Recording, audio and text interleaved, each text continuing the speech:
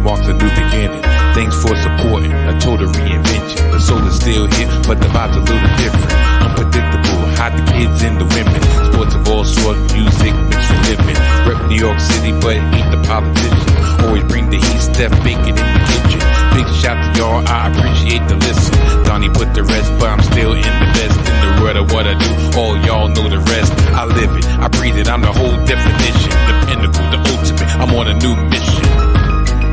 The Salty Thoughts of Mike Steph, featuring the one and only Mike Steph, the best in the world of what he does.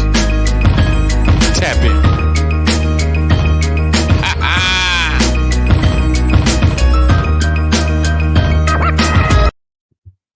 What up, people? I said, what up, people? Welcome to a special Sprinkle of Salt edition of the Salty Thoughts of Mike Steph podcast, featuring the one and only Mike Steph, best in the world of what he does. Yes, I'm in a very, very ornery mood. This should have been a celebratory day. The New York Knicks, unfortunately, dropped the first game of this series, going into game 4. Now we're only up 2-1 against the Philadelphia 76ers, and none other than one grade A cocksucker, Joel Embiid. Fuck that! Clear, guys. Fuck that! You shut your mouth. Doesn't mean that this shit stops. The Rock doesn't give a fuck. No, the shit does not stop. The shit does not stop. One game does not make a series. But one incident, one particular play may influence a series, which I'll get into very, very shortly. This is my quick reaction, my post-game thoughts on Game 3 of the Eastern Conference first-round series between the New York Knickerbockers and the Philadelphia 76ers. It would be very short. This will not be a full-fledged podcast. This will not be a full-fledged episode. I'm striving to go in about 20 minutes or so. And there will be no visual aids on said podcast. Maybe they will, maybe they won't. It's only one way to find out. But I'm just giving you off top, if you're a prude, if you're not inclined to hear very vulgar and very explicit language, then you should press the exit button right now. You should scroll up and down your feed and look for another fucking Knicks podcast, a Knicks recap, a Knicks quick reaction, because this one is specifically for my sociopaths out there. This one specifically for my dozens and dozens of Mike Steph listeners. This one is specifically for the old school, the new school, and everywhere in between.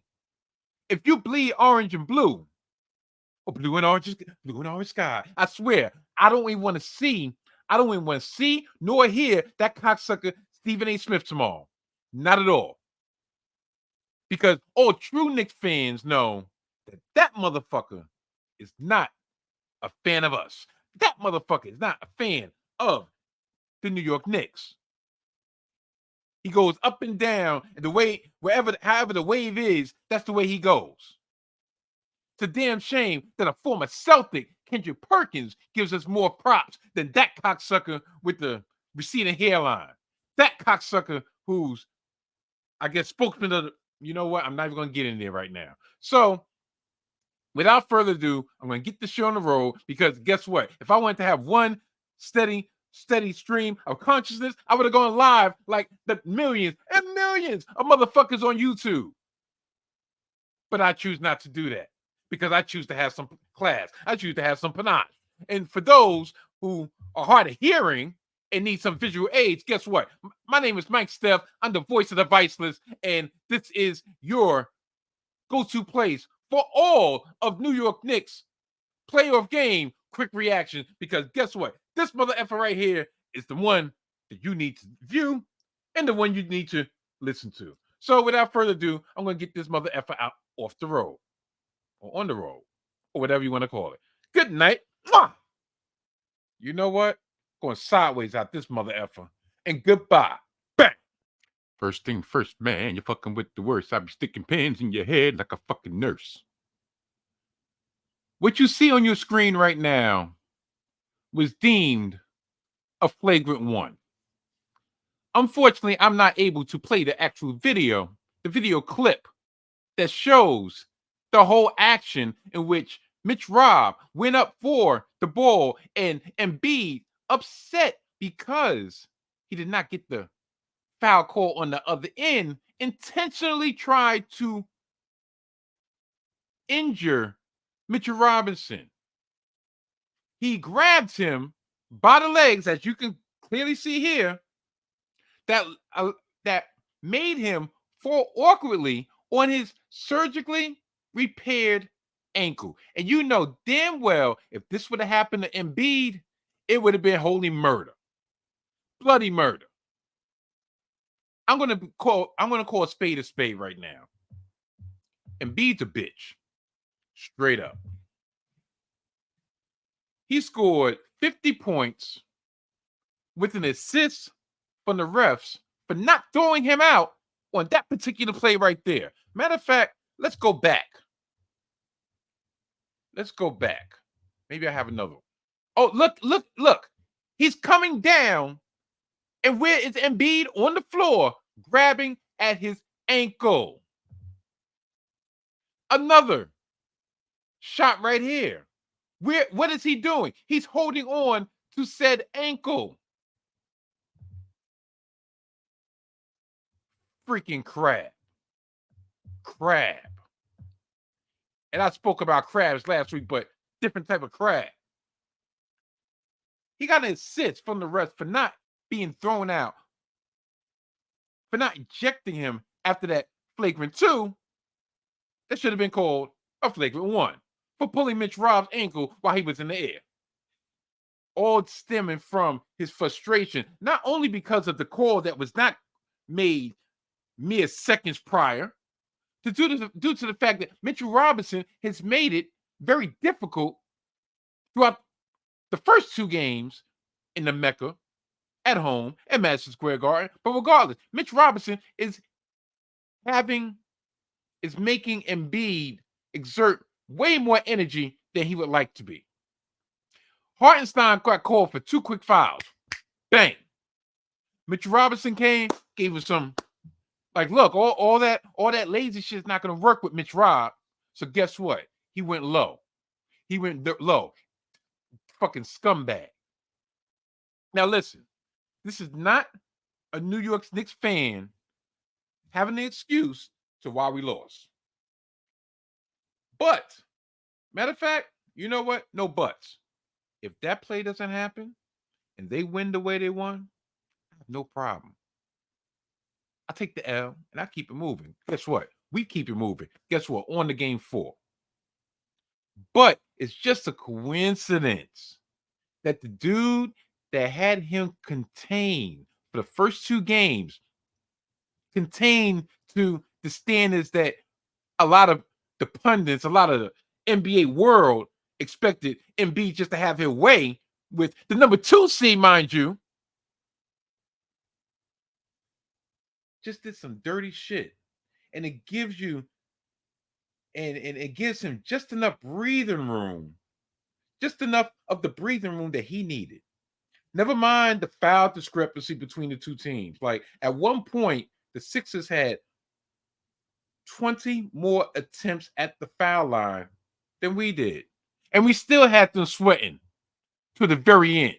Yeah, that 11-point spread, that 11-point victory does not entail what really went on during this game. They had one great run in the third quarter, and that gave them the space they needed. But you can't tell me, and you can't tell everybody else at that fucking dump in Philly that they was sweating bullets. They wasn't sweating bullets.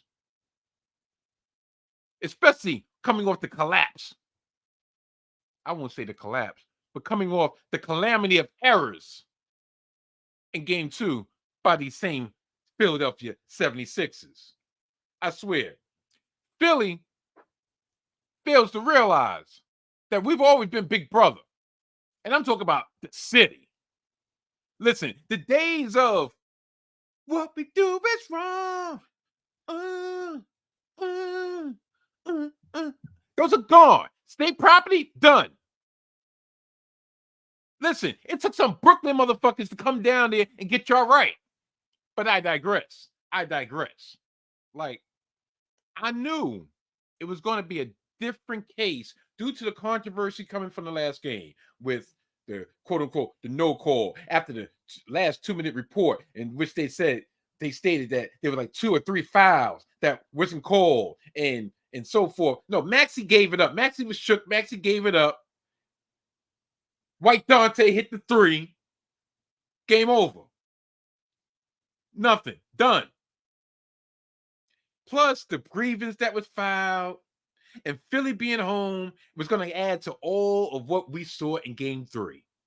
Towards the end of the game, don't you know this cocksucker Embiid was mocking Brunson for trying to try to draw fouls? Like he doesn't foul bait every fucking time he gets the ball. There was multiple plays where he was flailing. That's why he was so out of control earlier. That's why he was always on the ground, because he was trying to bait and get the fucking call. Like you're 7'1", 7'2". Man the fuck up. You play like a 7'2", a 7'2" version of old school James Harden from the Houston days. It's disgusting. Could you ever imagine Patrick Ewing playing like this? You could ever imagine Akeem the Dream playing like this? Can you ever imagine D-Rod playing like this? Tim Duncan? Shaq? Even Dwight Howard wouldn't play like this bitch made nigga.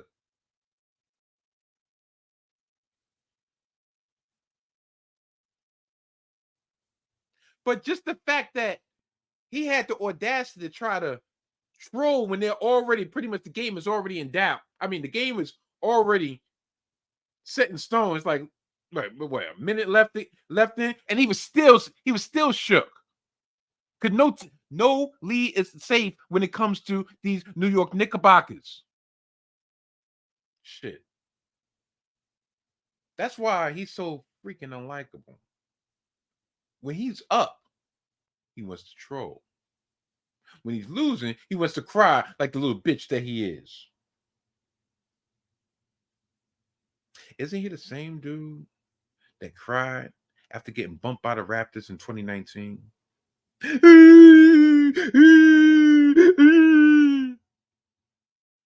Isn't he the same dude that was begging for a date with Rihanna when he was a rookie? And didn't she tell him, like, yo, you got to be at least an all-star first to even try to holler at me, if I'm not mistaken? He attempted 21 free throws himself to our 19 collective free throws as a team. Now, I ain't gonna lie. Look, the third quarter was our undoing. They outscored us 43-27 in the quarter. They were unconscious from deep. They were unconscious from 3. They were 9 of 12 to be exact from 3. Everyone was hitting, from Oubre to Campaign to Kyle Lowry to, I mean, shoot, Embiid, I think, dropped, which had 4 himself, amongst others. The game was, in a roundabout way, effectively won then. We won every other quarter but that one, was the one that counted the most, because they had a 15. We went into halftime with a 3-point lead, and we got outscored by 16 in the third quarter. I rest my case. Brunson had 39-13. He was able to figure out the defense just like I called it, just like I said he would. His best game of the season, albeit in a losing effort, and I give him salute, because I salute that dude, because at the press conference, when they was like, well, maybe did you figure out? He's like, look, at the end of the day, that shit means nothing, to paraphrase him. At the end of the day, we lost. So me dropping 39 or whatever, means nothing. If we came out with a victory, just like, this is my words talking, just like, look, he struggled in the first 2 games and they won, they was up 2-0. That's what he's concerned about. He's all about the big picture. He's all about the win. But I said after which goal, he would get a bead, he would get a read on what they were trying to do. Now, the other side of that equation could be this, because they did play him slightly different. It was one of those things like, you know what? We're going to switch philosophies. We're going to look, if Jalen beats us, he beats us by himself. If he dropped 50, he dropped 50.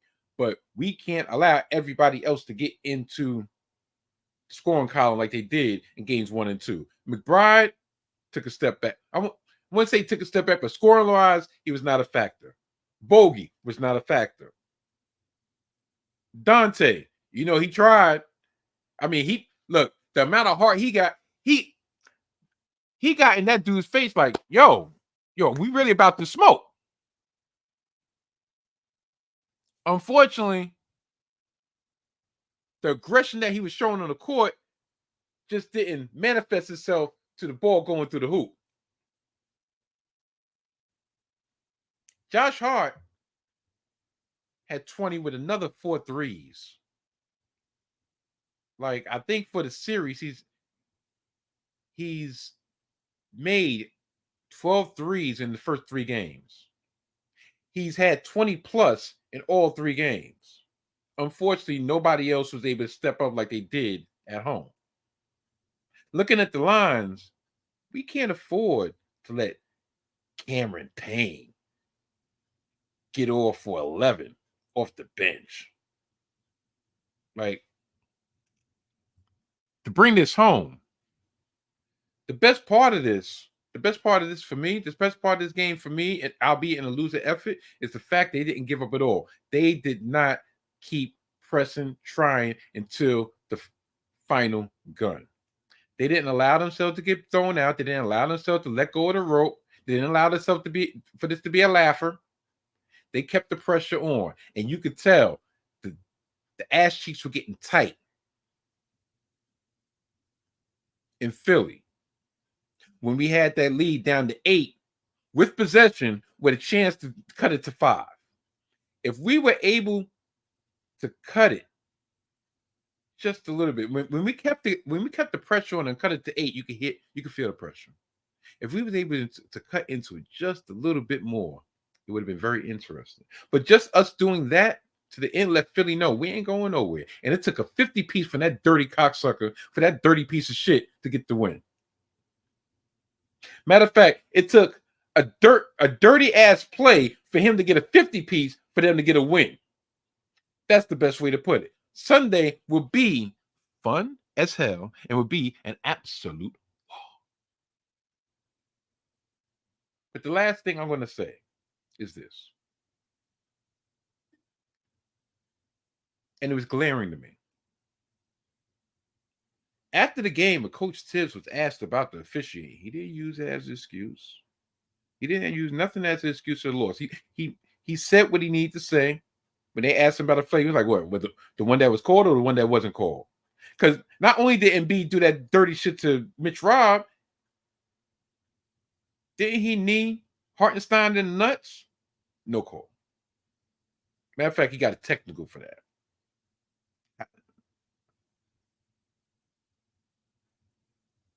Like, he was doing a lot. But he stated that the team just needs to be better and so forth. Straight up. Like, look, it is what it is. We know what we were dealing with. We know what we knew what to expect. At the end of the day, we can't allow them to score 125 points. Straight up. We're a better defensive team than that.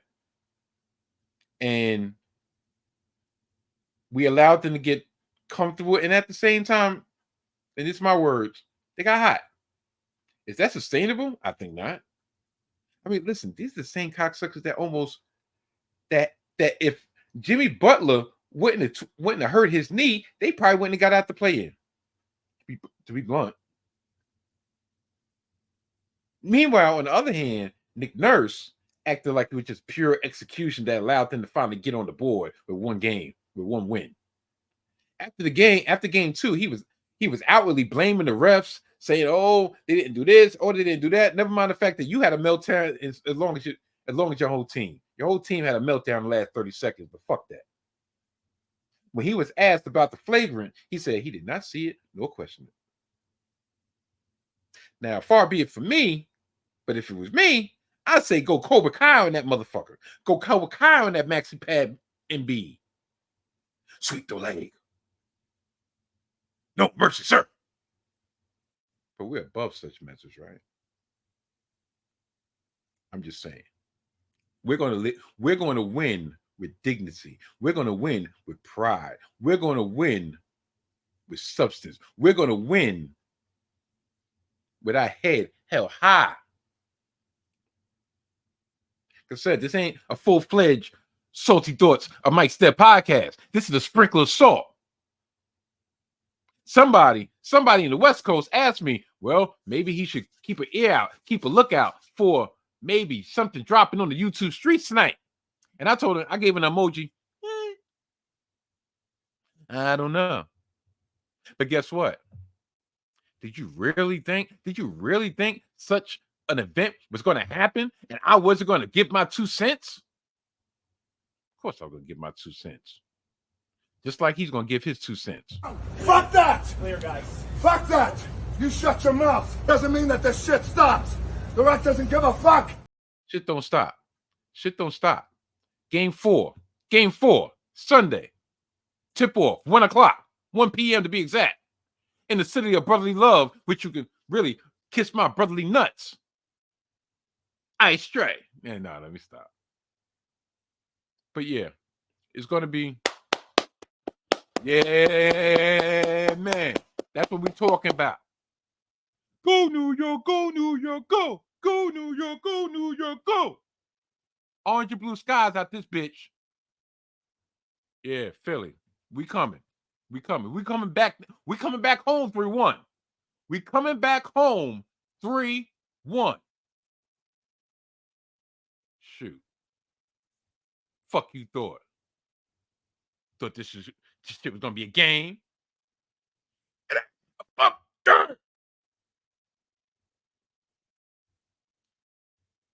Till next episode. Goodbye. Stitch, yeah, I didn't have a chance to put you on the game, but listen, you're gonna rock with me.